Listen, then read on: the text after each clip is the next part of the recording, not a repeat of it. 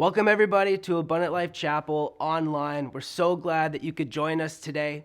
If you'd like to know more information about us, you can check us out on our social media platforms. We're on Facebook and Instagram, and any other contact information that you need can be found on our website. Special thanks to those who have been supporting us financially. You can continue to do so by downloading the app Tithely and also through our website. I hope today's message will inspire you and build your faith.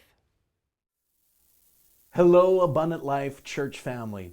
It's about time that you heard from us with a COVID-19 update and regarding reopening of churches. This has not been an easy time for most. We miss worshiping together and fellowshipping together as the body of Christ.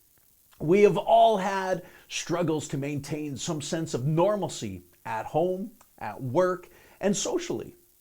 In light of the upcoming increase in allowing churches to have up to 50 people inside of buildings, the board and I have met with Pastor Dan Murphy of our district office on Thursday, June 11th, to discuss this very matter. We realize with social distancing that we may not even be able to fit 50 people in our auditorium. We must further prepare our building in accordance with the Manitoba provincial COVID-19 protocols prior to reopening. And we do this not only as law-abiding citizens, but in order to protect that which we value most, and that is you, our church family. We will be mailing you a survey with a stamped return envelope in the mail next week. If you have not received one by June 19th, please call Julie Vale at 345-2745. That's 345-2745. It is imperative that these be filled out and mailed back as soon as possible. This will assist us in helping us know how many people are eager to actually return back to church and the availability of volunteers under the protocols we must now put in place. This will take some time to do. The board will be meeting again on June 25th to plan further. We appreciate your patience and especially your prayers as we walk through this time together. There is no easy fix. And please be assured that the leadership here at Abundant Life Chapel, we are doing all that we can, and we're committed to doing all that we can, working towards reopening Abundant Life in a manner that will provide safe worship and an environment for all. Thank you, everyone, and God bless. Well, good morning, Abundant Life Chapel. Jesse Willachenko here, and just a quick announcement. I would like to honor a couple of our students, Kayla Carrier and Tanya Fisher, who have graduated from high school in the year of 2020. For those who don't know, they have been such a huge part of our church and our junior ministry with kids, and also they have been there before Chelsea and I were even a part of the ministry team here at Abundant Life. They're one of the originals, and to see them grow is just fascinating. So huge shout out to them. And to any other grads of 2020, may God bless you and honor you, and cheers to the next chapter of your life. Thank you so much for everything that you have done at our youth and at our church and for your community of Lac Du Bonnie. Thank you so much.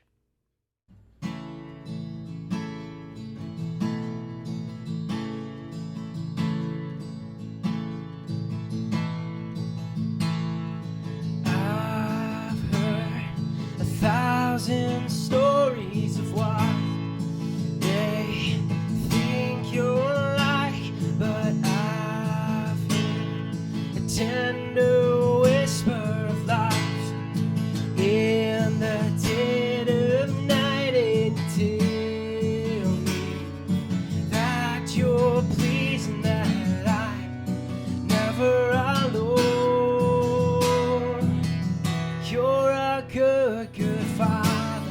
It's who you are, it's who you are, it's who you are, and I'm loved by you.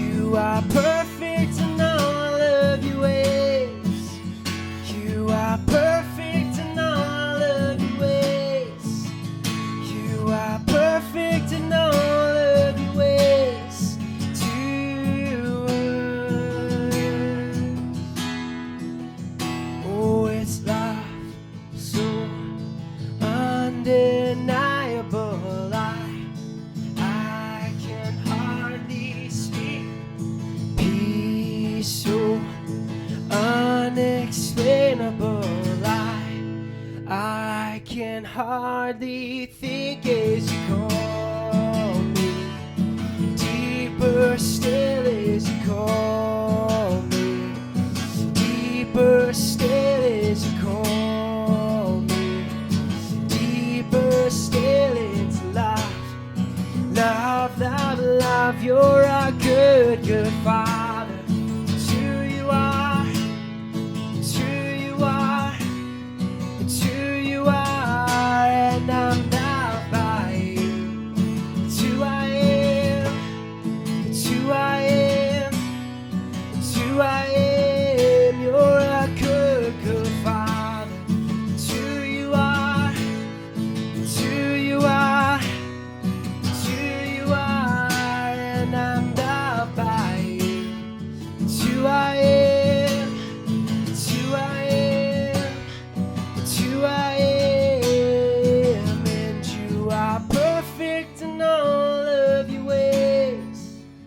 You are perfect in all of your ways.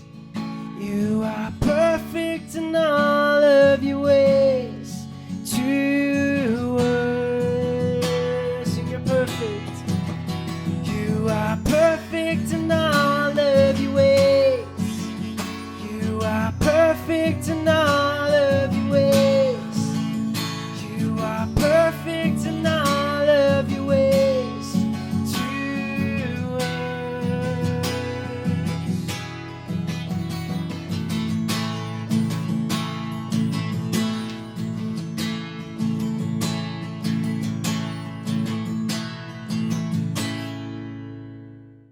What does your dad do for work? He's a pastor. He talks about God at church. He is a maintenance guy around camp. Yeah, he fixes things around camp. He does stuff like that. What does Daddy do for work? Building houses. Dad will do going to work. And he brings water to people. He videos stuff so you can watch church on our TV downstairs or upstairs. But what's your dad called at his job? A pastor. What does your dad do for fun? Well, he drives to my dirt bike a bit and does the catwalks, and he sometimes works on our own quads, and we play board games. Play Star Wars with me, Right on. Anything else? and watching Star Wars. Cool. He plays with me. Dad works in the water because Dad almost get water in the bathtub. And then do things. Go on!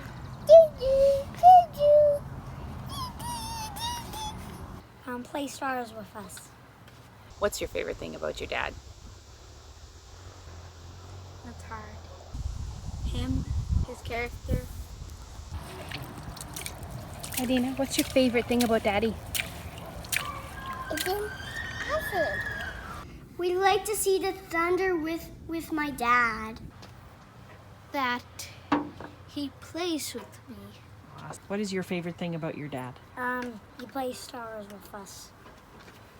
Anything else? Nope. Goodbye, everybody. Happy Father's Day! Good morning, church. My name is Darren McCrae, and I'm originally from London, Ontario. And as a missionary that served in Bogota, Colombia for the last 25 years, most Sundays I'd be standing here giving a report on our ministry activities. I'd be introducing you to my family, my wife Patty, my boys James and Darian, and trying to give you a snapshot of what missions is like, of what we're accomplishing.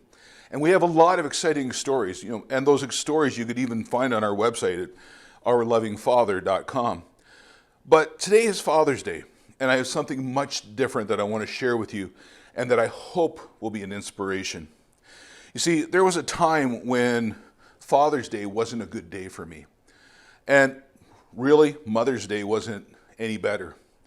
Either one of them brought up scarred memories from the past, memories of what I'd lived through already, and the shadow of my own anticipated failure as a father and as a human being. What do the term Mother's Day and Father's Day bring to mind for you? For some, the terms Father's Day or Mother's Day only bring negative, just painful emotions. Or maybe they bring a complex mixture of bitter and sweet. Life's like that. It tends to be bitter and sweet. But my prayer is that today's message may just change some of that for you and for the people around you, because it's a message that at the heart is about helping other people. I want to share a little of what God has done in my life over the years, and I call this message the 5 stages of fatherhood. Now, most of you don't know my story, or at least my story before Jesus. If you did, you would think I have very, very little to share on the subject of fatherhood. And without Jesus, you would be absolutely right. You see, I grew up in a violent, broken home. Discipline, more often than not, included brutal blows, or simply my father taking a belt to me and leaving me with welts from head to toe. My parents also had some pretty extreme marital issues, and they lived some pretty twisted relationship choices. And neither they nor I had any real moral compass. That marriage ended in divorce and a battle for control of me. Beyond that, my father, he was physically present, but he was emotionally absent. He simply did not know how to express his emotions. I don't ever remember, not even once, him saying the words, "I love you," or "I'm proud of you." With the example that I had to follow, the dysfunction that I grew up in, I had none of the tools that I needed to succeed as a father. But I did have all the scars that would seem to guarantee raising a new generation of violent social misfits, doomed to repeat or even worsen the sins of the past. But would you believe that for all of that, I still had a dream? My heart's desire was to have a loving, storybook family, mostly to live vicariously the life that I had never lived, the childhood that I felt was stolen from me. But I wanted to relive, and maybe even through it, reinvent my childhood. And if what happened at home and the extreme bullying that I lived through at my school wasn't enough, I also lived another lifestyle. A lifestyle that was more violent and even less moral. You see, when I was 16, my father, in an alcoholic rage, physically threw me out of the house. He almost killed me in the process. And I spent the next year living on the streets of London, Ontario.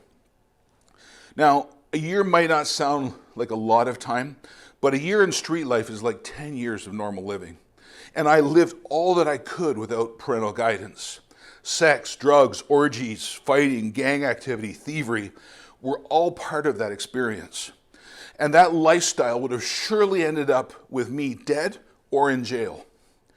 I was a young man desperately needing guidance, but I had no one to show me the way. You see, fathers, strong role models, are important to both children and to society, and both begin to fall apart when they're absent. Let's look at some numbers. Pastor Chris Valentin of Bethel Church in Redding, California, shares my burden in regards to the fatherless generation and God's desire to restore the mantle of fatherhood. He provides the following statistics from his investigations. In the U.S., depending on the studies you consult, between 75 to 90% of men in prison grew up with no father at home. 63% of youth suicides are from fatherless homes, 5 times the national average. 90% of homeless and runaways are from fatherless homes, 32 times the average. 85% of children who have behavior disorders come from fatherless homes, 20 times the average. 80% of rapists come from homes where there is no father, 14 times the average. And 71% of high school dropouts come from fatherless homes. 9 times the average. You see, when you remove fathers from the home, society gets a little sick. And that's an idea that even nature can teach us. In the year 2012, Dr. Wade Horn wrote an intriguing article titled Of Elephants and Men for the magazine Fatherhood Today. He tells the story. Some years ago, officials at Kruger National Park Game Reserve in South Africa were faced with a growing elephant problem. See, the population of African elephants that were once endangered had grown so large in the park that the park could no longer sustain them. They were overfeeding. And so a plan was devised to relocate some of the elephants to other reserve. Now, elephants are not easily transported. Some people say, I'm not easily transported, so I understand moving big things. So a special harness was created to airlift these elephants and fly them out of the park using helicopters. However, the harnesses that lifted the animals simply could not handle the weight of the large bull elephants. And so a decision was made to leave the older males behind at Kruger and relocate only the female elephants and juvenile males. But then something strange began to happen in Pilanesberg National Park, their new home. Rangers at Pilanesberg began finding the dead bodies of endangered white rhinoceroses around the park. At first they thought, we must have poachers.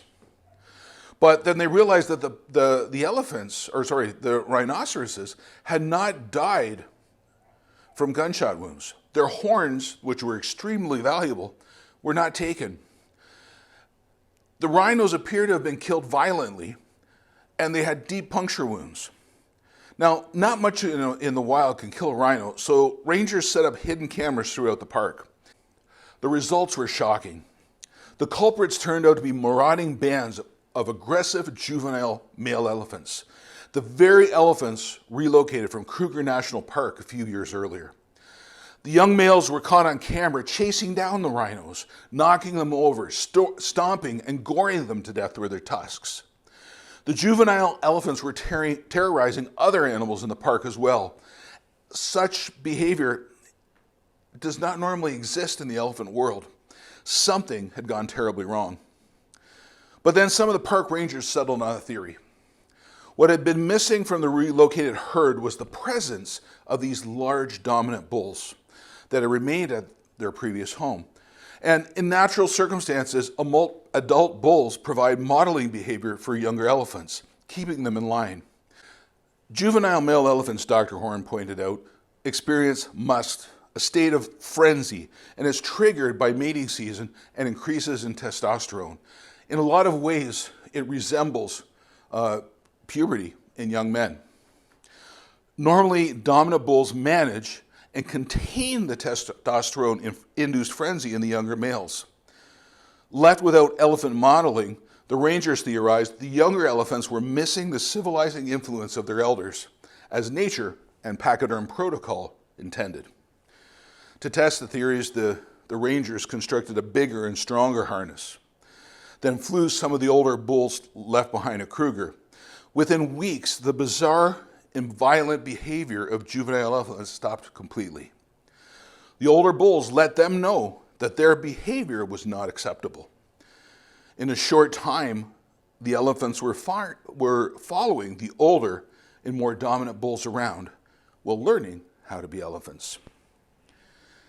Like in nature, we need to reintroduce fathers, or at least male father figures, back into the lives of our children and youth. Malachi 4, verses 5 and 6, it says, "See, I will send you the prophet Elijah before that great and dreadful day of the Lord comes. And he will turn the hearts of the fathers to their children, and the hearts of the children to their fathers." I'd like to propose to you that we, as followers of Jesus, who are supposed to become like him, like our Heavenly Father, that we are part of fulfilling that prophecy. We need to allow God to turn our hearts to be spiritual fathers, spiritual mothers, sisters, brothers, that this generation desperately needs.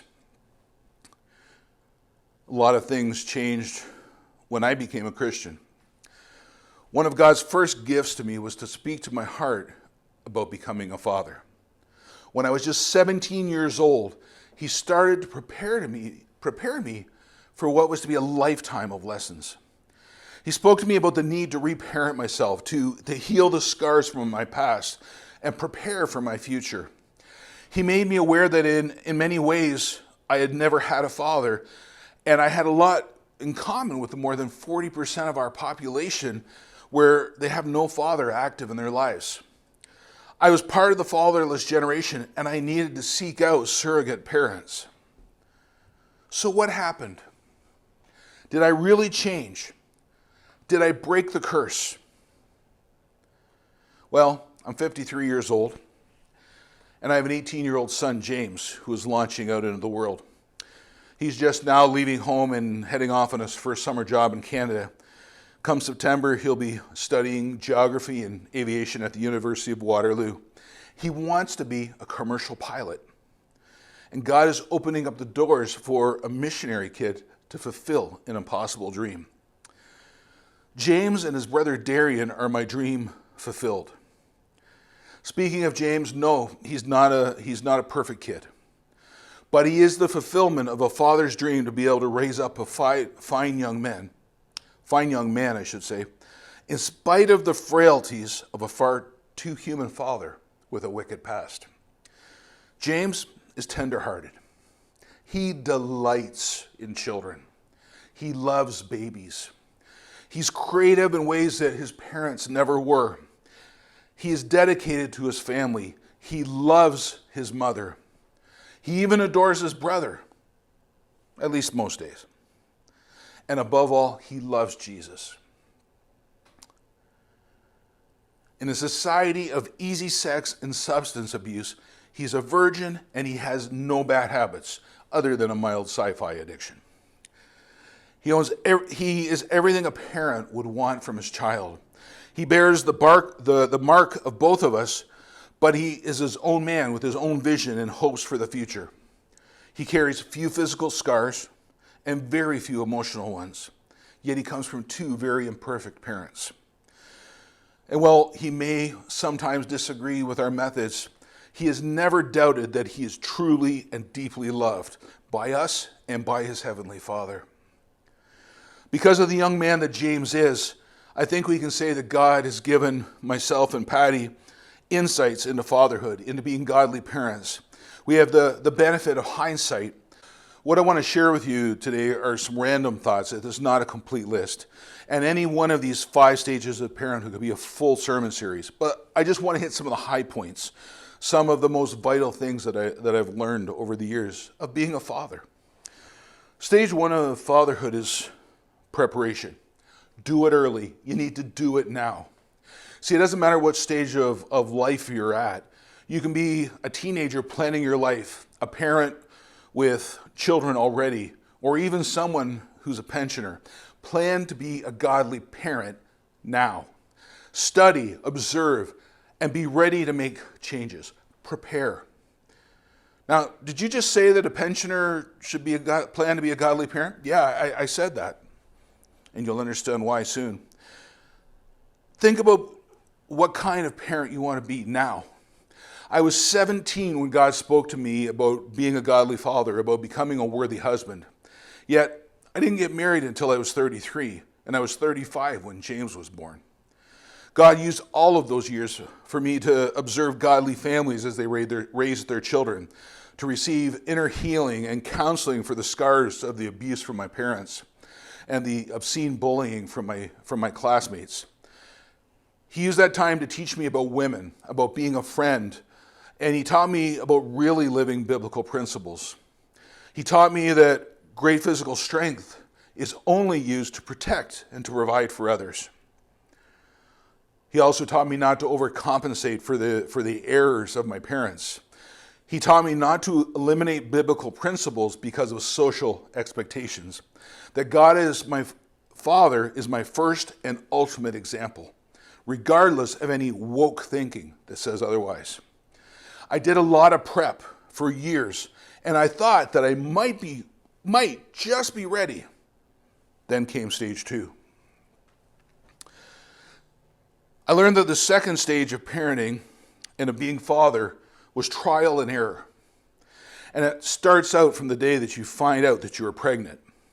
It doesn't matter how long you're prepared, what you think you know, that little bundle of fear and joy does not come with an owner's manual. Come to think of it, neither does your wife.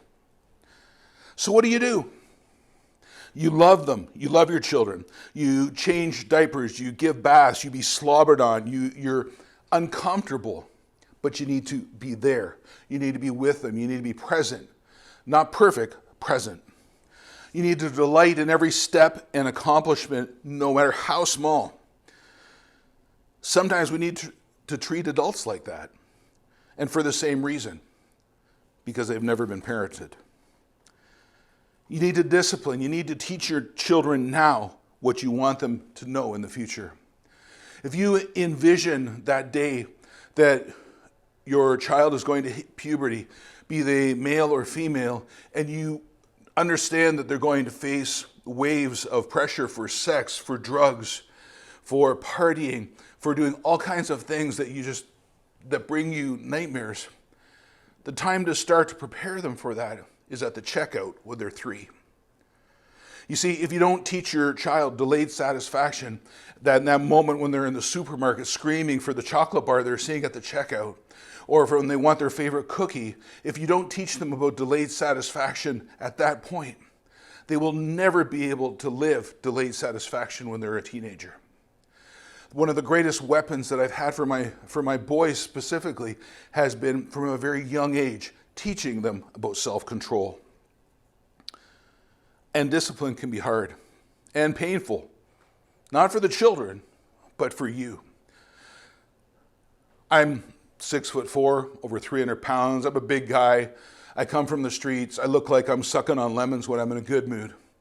But unless you're a parent, you would not believe the power that little baby, that little child has or had over me. I remember James, when he was about 3 years old, we went to a park, and in a moment of parental generosity, I saw this beautiful stuffed parrot, full of colors, soft, and thought, wow, I would have really loved that when I was a child. So of course I bought it for James. But James was at that point in his life that whenever he received something, he would throw something. He would have something in his hand, he would throw it. I don't know, it was like, just one of those games, you throw things, your parents pick it up. You throw things, your parents pick it up. But in the middle of an amusement park, it was getting old, really fast. So I just said, James, no, and I gave it back to him. And that happened 2 or 3 times, and then finally, on his hand, no, in the firmest, dad is going to kill you, but he can't voice, those voice parents use. James screamed. You would think that I had just beaten him with a whip. It was just like, ah! And my heart was breaking. I'm seeing this little man that I can't describe how much I love, and he's just wailing because Daddy smacked his hand. And 2 things happened in that moment. One, in spite of the hurt that I felt at disciplining my child, I knew that I had to be firm because he needed to be able to learn to take care of his things. He needed to be able to learn self-control, and he needed to learn to be obedient to his parents' voice. Matter of fact, that same lesson literally saved James's life a few years later. But then as I was handing him the parrot back the last time, as he's wailing in pain, or at least in emotional pain, because it wasn't a hard slap anyway, he says, "Thank you for receiving the stuffed animal," and my heart broke again. But he also taught me another lesson, that even in discipline, even when his heart was hurting, he knew how to say thank you.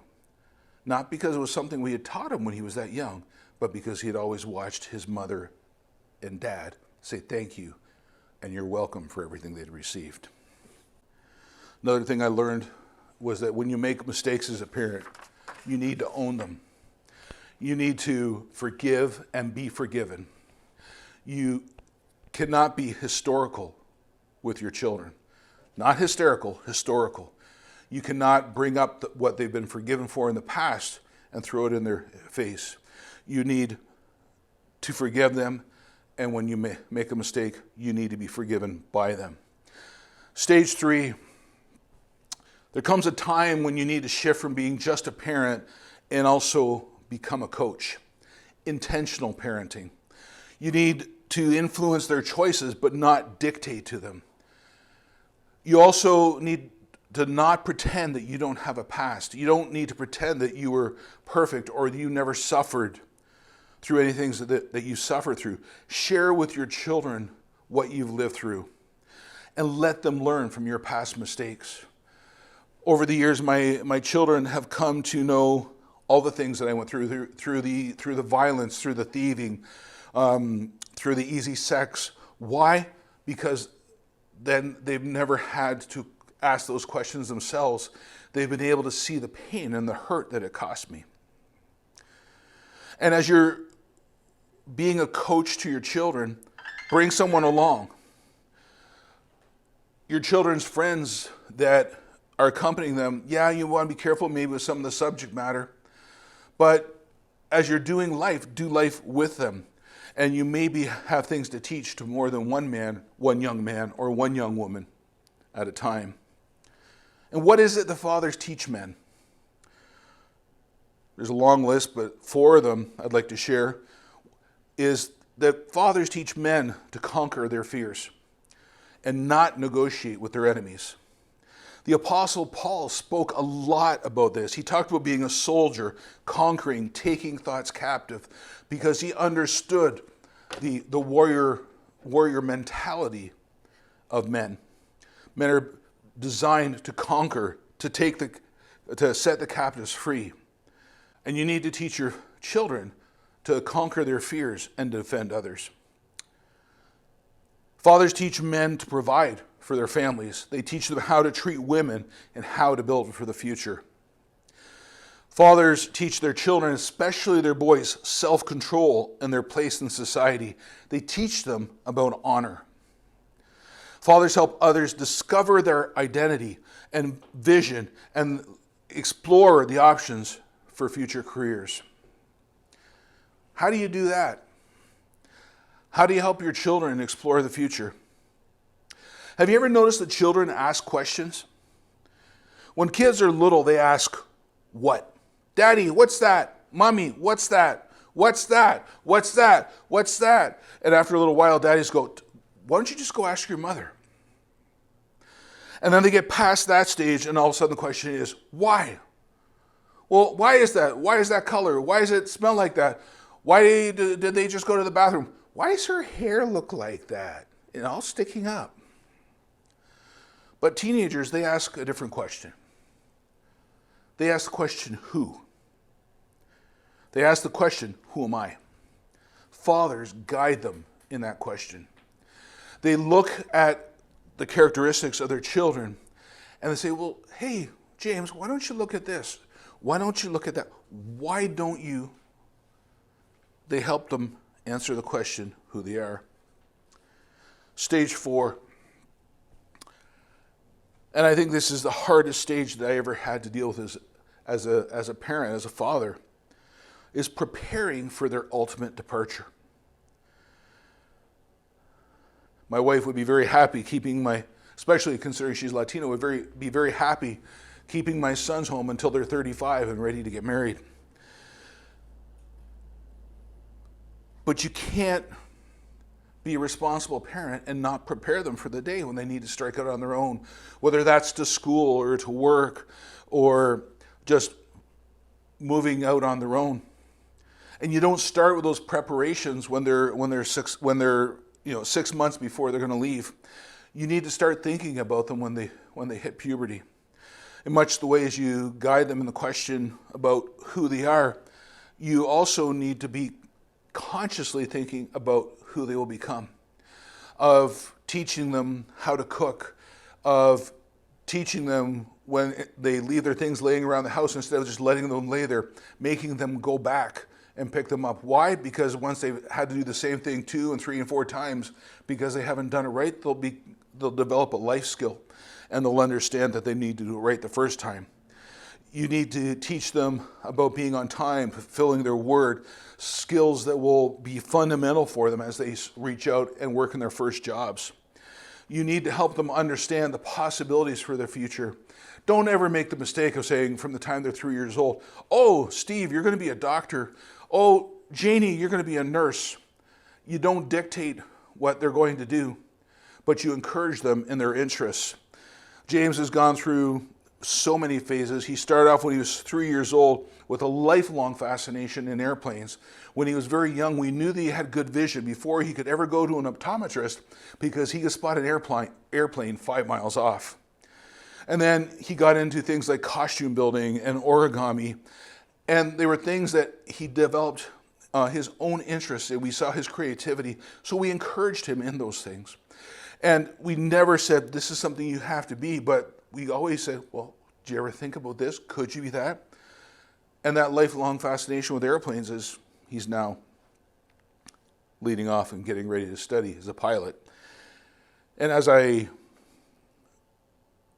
share this message, we are in the stage where all the things we've seen and all the things we prepared for and all the wisdom that God has given us has allowed us to take this next step and do it with a lot of emotion and a little bit of fear, but a lot of confidence in not only who our son is, but who God is in him as he steps off in the future.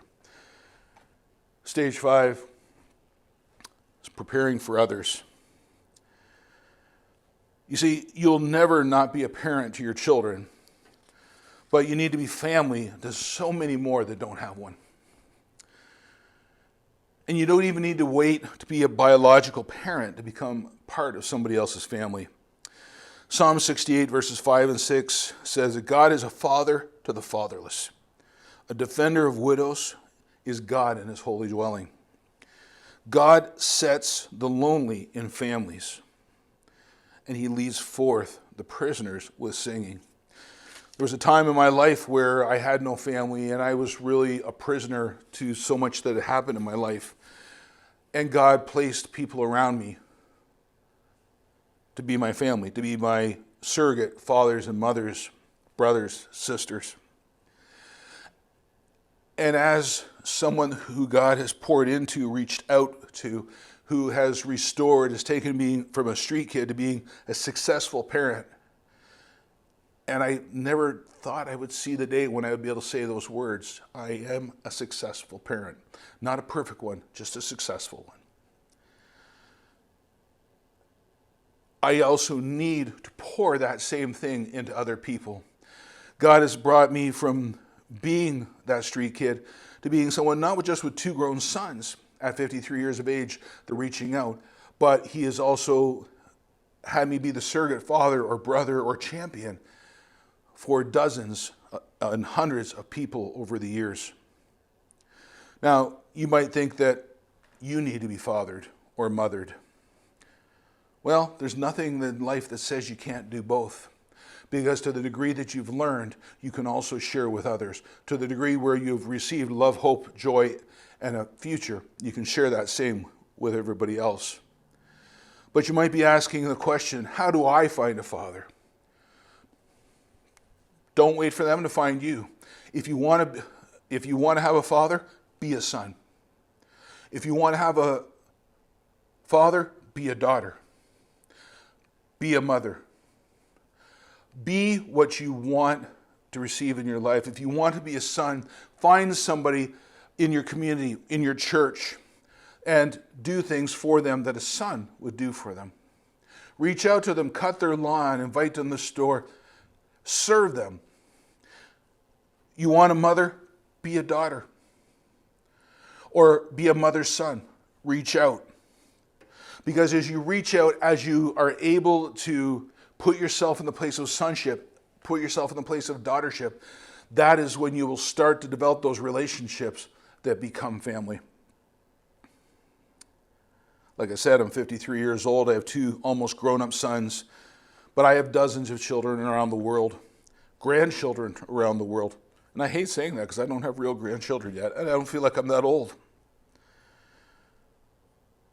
But I have them because I was born to be a father. I was born to be part of the family of God and to be part of the testimony of the impossible restoration that only Jesus can provide. So I want to pray for you this morning. Maybe you're one of those people that Mother's Day, Father's Day, that those special occasions are painful to you because it reminds you so much of what you've lost. Or maybe you've just realized that you have scars that God has been healing or needs to heal this morning. Maybe you feel just a little inadequate about being a brother or sister or a father or being somebody's family when you haven't necessarily had a great family yourself. You can be there for somebody. My life, my wife's life, we're living testimonies of that. And Father, this morning, I just want to pray for each one that sees this message. I want you to heal those, I want to ask you to heal those scars from the past. That to bring that woman, that man, to the place when they hear those terms, when they hear Father's Day, it's no longer bittersweet, or where it's no longer just plain bitter. Father, allow them to take their healing and their joy, not just from you and your Holy Spirit, but for the things that you can do through them and for them, and by reaching out into the lives of so many people around them.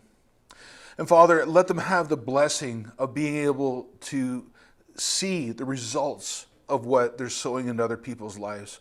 Where even today, that they will have people start to come from their past that maybe they didn't even realize that they ministered, that will come back and say, thank you, you changed my life. Father, I pray for this fatherless generation, this motherless generation, a generation when so many feel alone and lonely, that you would place people in families and that you would restore the mantle of fatherhood upon this generation for your glory and for your honor, because we love you and the world needs to know your love. In Jesus' name, amen. Again, thank you. It's been such a privilege to be able to share with you this morning. If you want to hear about who we are and what we do, we've been missionaries serving now in Colombia for 25 years, and we have our website. It's very simple, just www.ourlovingfather.com. You can find our testimonies, my wife's story, interviews, and see about the thousands of people that God has been able to impact through our ministry. God bless you.